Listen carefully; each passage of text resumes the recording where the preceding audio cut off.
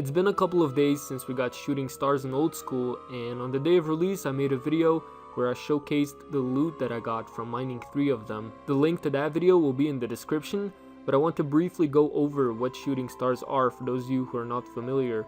Basically, they're meteors that land on a random predetermined list of locations, and players can find them and then they can mine them for mining XP and Stardust, which is the currency, and you can buy some new items. Also, I mentioned in that video that I was using Theoatrix's clan chat because a lot of the players that were in that clan chat were also scouting them, but after I uploaded the video, a lot of people came into that clan chat and the locals were not too happy, so I want to apologize for that, because instead of being just a regular clan chat, it turned into a Shooting Stars clan chat. There are 2 clan chats that I'm going to give you guys. First one is the Star Hunters, and then there's also the old school official clan chat for Shooting Stars. If you just go under the minigames tab, you scroll down a little, there you'll find Shooting Stars, and if you click join, you're going to join the official old school Shooting Stars CC. But I would recommend you to have the clan chat open on one account and then doing Shooting Stars on the other one, simply because when you're going to be hopping worlds to try to maximize the amount of Shooting Stars you'll mine, someone can easily take your spot in the clan chat, and chances are you're not going to get it back. We're just going to lose a lot of time trying to get back into the clan chat. But anyways, the reward shop can be found in Falador, next to the guy that sells the mining skill cape, and you can exchange the Stardust that you mine from these Shooting Stars for some rewards. For example, you can buy the bag full of gems, which is the same one as the one in Motherlode Mine. You can buy soft clay packs, which contain 100 soft clay, and then you can also buy star fragments, which essentially recolor your prospector outfit. Each star fragment recolors 1 piece of prospectors, so in total you would need 12,000 stardust to fully recolor your prospectors. But then you can also buy the new mining ring, which is what we'll focus on today. It costs 2,000 stardust, and a lot of people think that they won't have to mine Shooting Stars after they buy it. But the truth is that you need stardust to charge it. It can hold up to 10,000 charges, 1 stardust equaling 1 charge. And when it's charged, it gets a similar effect to the Virok armor, basically giving it a 1 in 10 chance of mining an additional ore. But you also get full experience for that extra ore, so it's basically a direct buff to the XP and the GP per hour from mining. But this effect only works on ores and up to adamant, so for the people mining runite ore, this is not going to be useful. At least not the effect, because the ring itself gives an invisible plus 4 mining level boost. So you're still going to need the required levels to enter the mining guild, for example, but invisible levels are always nice. So I decided to check out some popular mining methods, tell you guys about the XP and the GP that I made, but then I also wrote down the charges that I used. And it took me roughly around 2 days to get about 2.6k stardust, but it was not enough to make this video.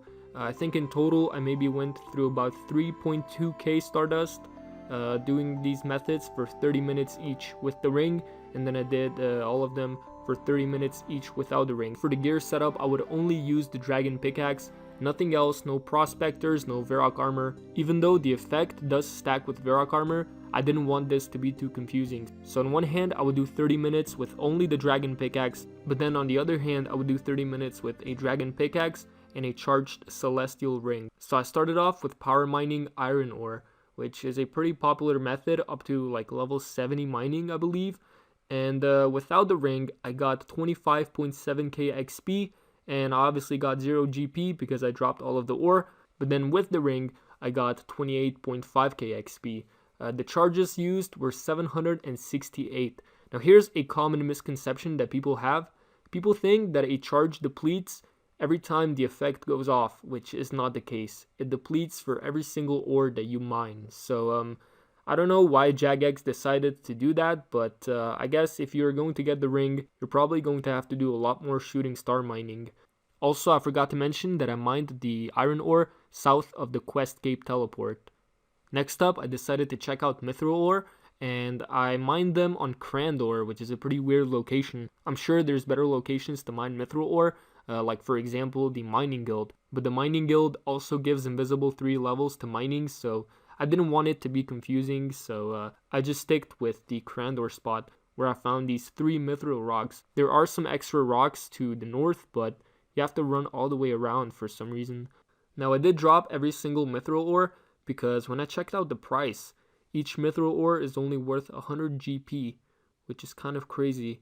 But without the ring, I got 9.5k XP, and with the ring, I got 11.4k XP.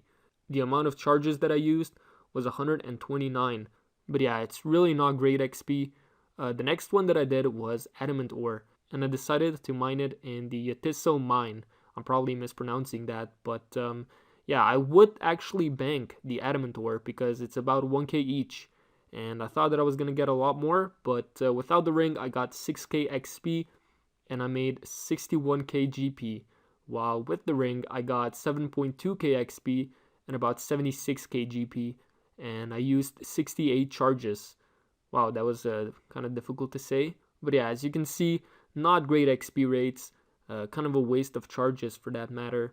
But I did also try out the Motherlode mine, and I was well aware that I was not going to get any extra pay dirt because pay dirt does not count as ores, and the effect of the ring only works for ores. But the Motherlode mine is probably the most popular way of training mining, and if I wouldn't include it in the video, I'm sure some people would get pissed off. So we can still check out the invisible 4 levels. And basically I got 23.1k XP without the ring in 30 minutes, and I also made 95k GP, while with the ring I got 24.4k XP and 140k GP. Now the GP is kind of RNG because while I was doing it with the ring, I did get more runite ores, and I think it's kind of random what ores you get. And I also wanted to include gem rocks from Karanja in this video, but again, it's not ores. Even though it looks like a rock, you don't get ores from it, you get crystals. So the effect does not work, therefore I didn't even bother with mining it. So you're probably wondering, is it even worth it to get this ring? And for now, I would say definitely not, because there's so many people trying to mine shooting stars, it's kind of incredible. And the amount of stardust and XP that you get from them is scaled by the amount of people that are mining it. And oftentimes there's going to be like 50 people mining one shooting star, and it's going to deplete very fast, and you're not going to get very much stardust or mining XP. But a couple of weeks from now, when the dust settles, we're going to see the realistic XP and stardust you can get from mining them for an hour, for example. But the ring also feels kind of weak. No one's going to mine adamant or mithril ore unless you're an Iron Man. So I guess it's useful for Iron Man, but for a main account, it seems kind of underpowered. Also, if you're going to complain about the locations that I used, it really doesn't matter because it's a side-by-side comparison.